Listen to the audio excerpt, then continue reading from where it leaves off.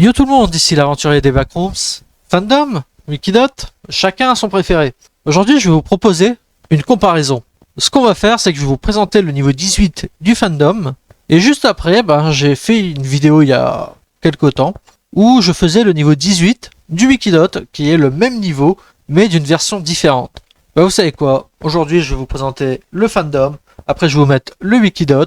Et vous allez me dire en commentaire ce que vous préférez. C'est parti. Le niveau 18 se présente sous une forme unique à chaque vagabond. Il ressemble à un jardin d'enfants normal, mais il apparaît aussi comme une récréation sinistre et s'envie des souvenirs du vagabond au début de son adolescence. Les environnements de ce niveau varient considérablement, comme on peut s'y attendre, pouvant se manifester soit à l'intérieur, soit à l'extérieur, représentant divers lieux du passé du vagabond. Les principaux exemples étant les maisons, les écoles, les parcs, les voitures et d'autres. Cependant, ces souvenirs semblent totalement dépourvus de vie. Seuls quelques micro-organismes et plantes étant présents. De plus, ces souvenirs semblent être altérés, ne se manifestant pas exactement comme les vagabonds s'en souviennent. On dit que certaines personnes peuvent se sortir dissociées d'elles-mêmes, si elles n'ont pas de bons souvenirs de leur passé. Les souvenirs sont séparés les uns des autres, et peuvent être consultés à volonté. Ils sont suspendus dans un vide noir, où le vagabond peut sauter d'un souvenir à l'autre. La faible gravité du vide permet de le traverser sans effort, mais ce n'est pas le cas des souvenirs eux-mêmes. On a l'impression d'être victime d'une hallucination, tout comme n'importe quelle façade similaire dans les backrooms. Par conséquent, les endroits qui ne ressemblent pas à l'apparence de ce niveau suscitent souvent de la souffrance. En entrant dans ce niveau, le vagabond ressent une vague de nostalgie et de bonheur, se remémorant les bons moments passés dans ces lieux. Cependant, l'isolement de ce niveau s'installe progressivement, car chaque vagabond a ses propres souvenirs, ce qui rend impossible la rencontre de deux vagabonds dans le même souvenir. L'isolement de ce niveau commence à peser pour la santé mentale d'une personne qui erre dans ses souvenirs, à la recherche d'une sortie. Ce niveau évoque typiquement un sentiment de désespoir, faisant croire à l'errant qu'il n'y a pas d'issue. Sortir de ce niveau représente un défi, car il faut boire de l'eau d'amande en permanence pour rester concentré et éviter d'abandonner. Des bouteilles d'eau d'amande flottent dans le vide, et il faut sauter dessus pour continuer à avancer. Tenter un grand saut dans le vide et échouer entraîne une chute de 10 minutes, accompagnée d'une douleur intense, avant de se réveiller au point de départ. Il est recommandé de ne pas tenter un tel saut si l'on n'est pas en bonne forme physique. Ce niveau n'a aucune connexion avec le monde extérieur, comme l'internet ou autre signal. Il est impossible de rapporter quoi que ce soit de ce niveau à l'extérieur, car l'objet disparaîtra dès qu'on quitte le niveau. Pour une raison inconnue, les seules choses que l'on peut emporter de ce niveau sont des photos. Ce niveau semble être aussi ancien que les backrooms elles-mêmes, ayant été découvert en 1930 par un vagabond nommé Ronald M. Ses souvenirs du niveau décrivent une vieille maison et un parc. Cependant, peu de temps après, le vagabond est tombé dans le vide et s'est réveillé à l'endroit où il s'était endormi. Dans ce niveau, les vagabonds ne peuvent pas s'endormir, quel que soit leur effort, ni devenir inconscients. On est toujours éveillé dans ce niveau, bien qu'on puisse devenir de plus en plus fatigué. En cas de fatigue extrême, il est recommandé de sauter dans le vide.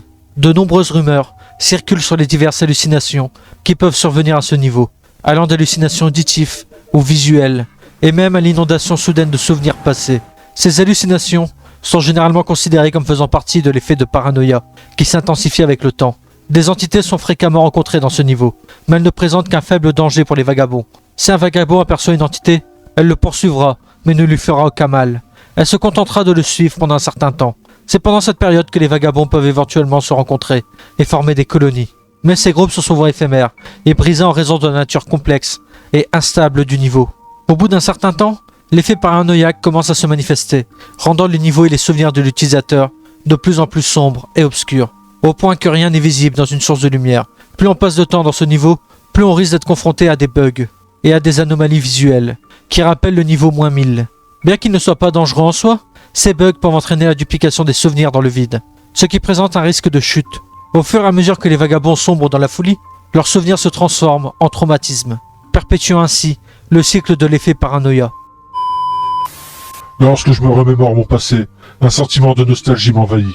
Cependant, je ne peux pas nier que je suis fermement ancré dans le présent. Bien que j'ai l'impression d'avoir été transporté à l'époque où j'étais à l'école maternelle, quelque chose ne va pas.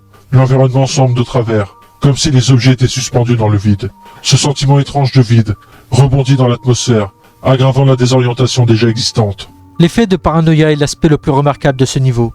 Elle commence peu après 1 ou 2 jours de voyage, lorsque les souvenirs et l'environnement deviennent si noirs que rien ne peut être vu sans lanterne. Des entités apparaissent de plus en plus fréquemment, mais elles ne causent pas de dommages significatifs aux vagabonds. Ces entités peuvent poursuivre un vagabond, qui attire leur attention, mais elles n'ont pas l'intention de lui faire du mal.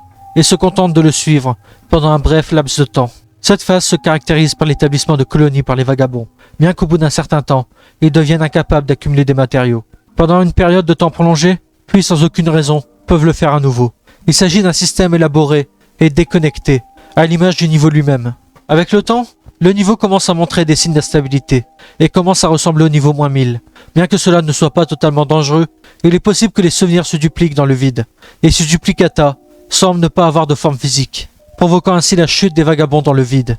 De plus, il est fréquent que les souvenirs agréables des vagabonds se transforment en souvenirs traumatisants, au fur et à mesure que leur état mental s'aggrave. La théorie du rêve.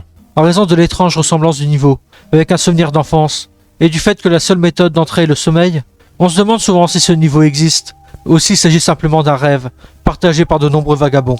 Pour étayer cette affirmation, lorsque l'utilisateur est censé sortir du niveau, il se réveille exactement à l'endroit où il s'est endormi. Les vagabonds qui accompagnent les personnes qui sont endormies, et qui ont prétendu être entrés dans le niveau 18, ont rapporté qu'il n'y avait pas eu de comportement étrange pendant qu'ils dormaient, avec la révélation supplémentaire que le temps qui s'écoule au niveau 18 n'a aucune corrélation avec le temps qui s'écoule dans le monde réel. Nous penchons donc vers la conclusion que le niveau 18 n'est pas un lieu physique, c'est juste une image mentale inventée dans la tête des vagabonds. La théorie du tourment.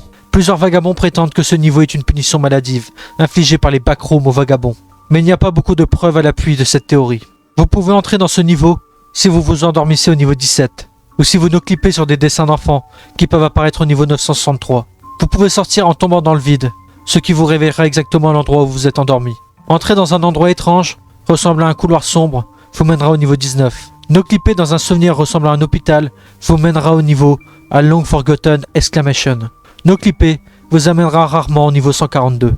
Et maintenant, je vais vous mettre la version du Wikidot, et vous me direz en commentaire laquelle vous préférez. Le niveau 18 est le 19e niveau des backrooms. Il ressemble à un souvenir d'enfance de votre passé. Le niveau 18 semble différent pour chaque personne, mais tous ont noté qu'il ressemblait à un souvenir d'enfance. L'âge de ce souvenir d'enfance varie entre 2 et 5 ans, et prend le plus souvent l'apparence d'une école maternelle ou d'une garderie. Cependant, dans les cas où il n'y a ni école ni garderie, il ressemble à une chambre d'enfant, une salle de classe ou un terrain de jeu. Dans les cas très rares où les vagabonds en question n'ont pas de tels souvenirs, la pièce ressemblera à un vide et n'affectera pas le vagabond. Au niveau 18, de nombreuses voix vous chuchotent pendant que vous vous promenez. Ces voix peuvent chuchoter une variété de choses. Cependant, les choses les plus communes qu'elles chuchotent sont vos plus grands regrets ou vos plus grandes erreurs. On ne sait pas comment le niveau prend connaissance de ces événements. Il est donc presque impossible de supprimer ces voix. Le niveau 18 est également capable de faire ressurgir des souvenirs profondément enfuis et oubliés. Par exemple, les animaux morts durant votre enfance peuvent être retrouvés et provoquent souvent chez le vagabond un état émotionnel profond, et ce même s'il n'a presque aucun souvenir de l'animal. Également, les allergies sont supprimées au sein de ce niveau par des moyens inconnus. Le niveau 18 peut créer une dépendance chez certains vagabonds, et certains choisissent activement de rester dans ce niveau.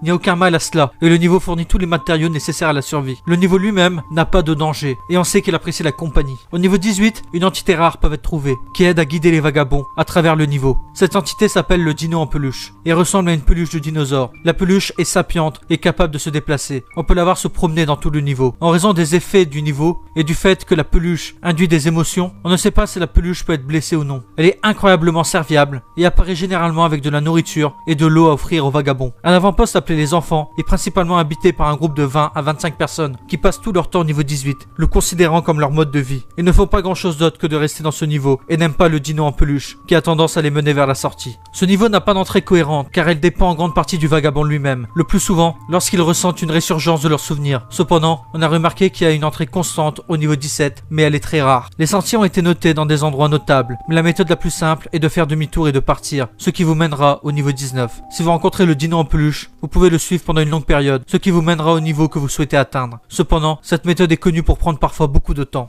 Et voici qui conclut le rapport sur ces deux niveaux, deux fois le même niveau, mais une version différente. Laquelle vous préférez ? Dites-moi ça en commentaire, je serais très curieux de le savoir. C'était l'aventurier des Backrooms. Bye!